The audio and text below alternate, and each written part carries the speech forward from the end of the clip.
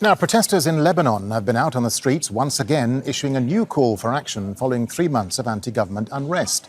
They've regrouped for what they call a week of anger under the slogan, "The revolution is coming back." On Tuesday night, protests in the capital, Beirut, turned violent. Anger is escalating. People are growing increasingly frustrated because of the near economic collapse in the country. As you can see behind me, banks have been vandalized, cash machines destroyed. Hamra, in central Beirut, a commercial district, was a battleground. For hours, there were running battles between security forces and protesters, which began outside the central bank a few hundred meters from where we are standing. Protesters tried to storm the central bank and security forces intervened.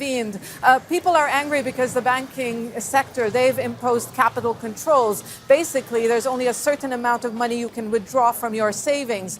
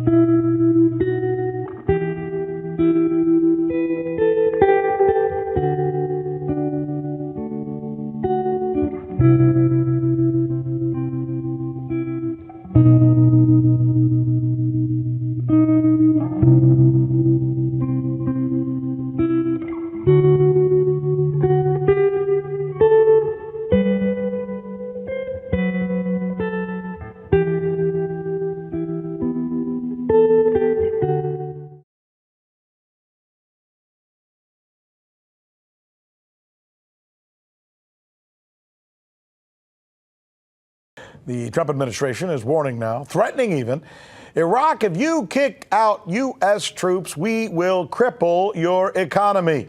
If it sounds like a threat, it's because it is. Well, according to Iraqi officials, the Trump administration warned the Iraqi government that it risks losing access to a very critical bank account if Baghdad does actually kick out those U.S. forces from its soil. This apparently was conveyed to the Iraqi prime minister in a call from the State Department on Wednesday. That's according to official in his office, and that's according to the Washington Post. But to be clear, its own bank account. That's right. Its bank account in the New York Federal Reserve Bank. So it would be like me telling you, I'm going to go to your bank and tell them you can't have your money. That's right. So it is Iraqi money. That's the Iraqi government's money. This is the central bank of Iraq, right? This is the central bank that was established in 2004 after the 2003 invasion.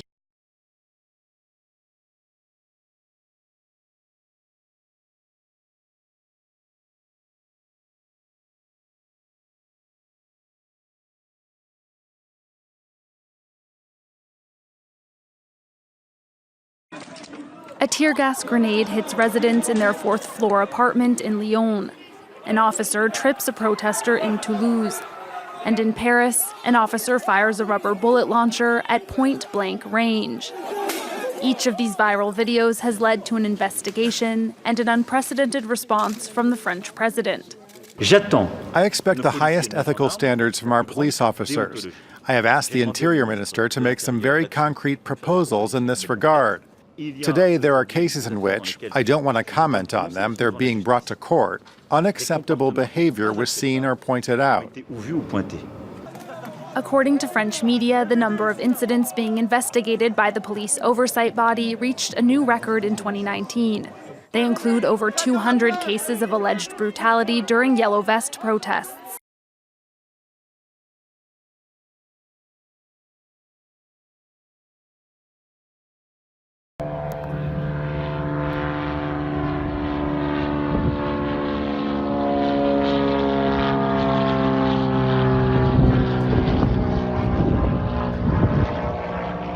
At noon today, a Delta Airlines flight dumped fuel over Park Avenue Elementary School in the city of Cudahy as well as surrounding communities. There were other 14 schools affected by this incident. We have been advised that 20 children and 11 adults reported minor injuries of skin irritations and have been cleared.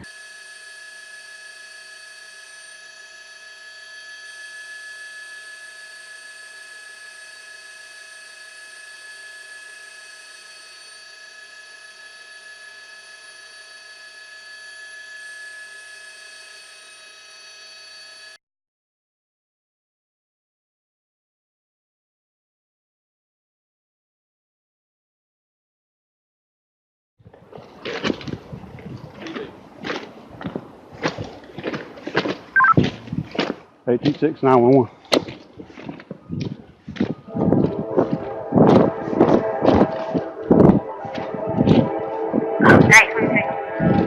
Come here.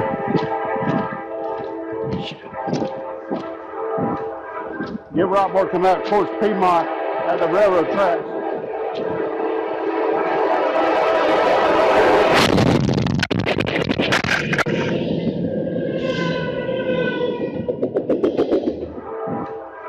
Give right more come out towards Piedmont at the railroad tracks.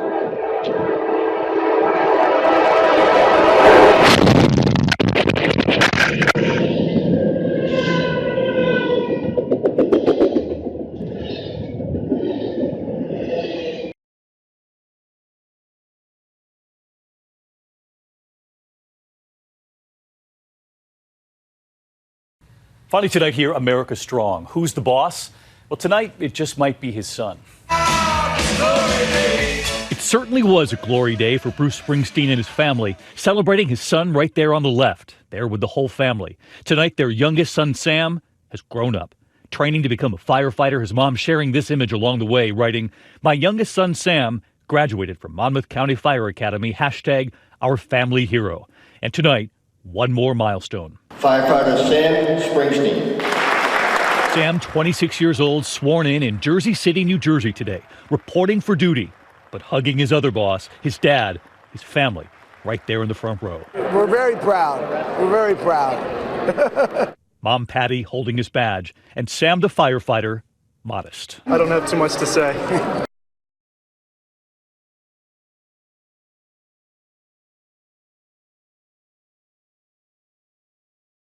Just beyond the breakers off Main Beach at Foster, what's believed to be a great white shark, sliding past within touching distance of swimmers who have no idea what's hidden beneath the surface. Yeah, I was on a little shark. It was about 2.5 metres. And then we saw a couple of people swimming. Behind the controls, 17-year-old Cameron Grace. His family, holidaying from Sydney, rushed to raise the alarm. And I said, I've got to go down there. I can't just sit here and watch this. I didn't know what was going to happen. So I ran really quickly down to the beach and I got into the water and I waved for the two boys to get out and they were completely oblivious. Experts say encounters like this are more common than you might think.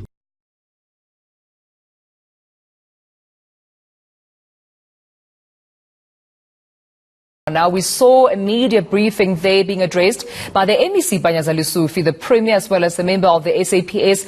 What came out from that engagement? As you've listened to the MEC speaking there, the provincial government in Gauteng does believe that there is an attack on schools, particularly in this area. As you mentioned, 3 schools in just 15 days have been allegedly set alight by criminals in this area. So, and the Gauteng provincial government does believe that there is an element of criminality behind these schools being torched in this area. So very concerning because schooling has not been able to take place here. When we arrived here earlier this morning, learners was outside the school, unable to enter the school. As you understand, the fire started around 2 o'clock this morning.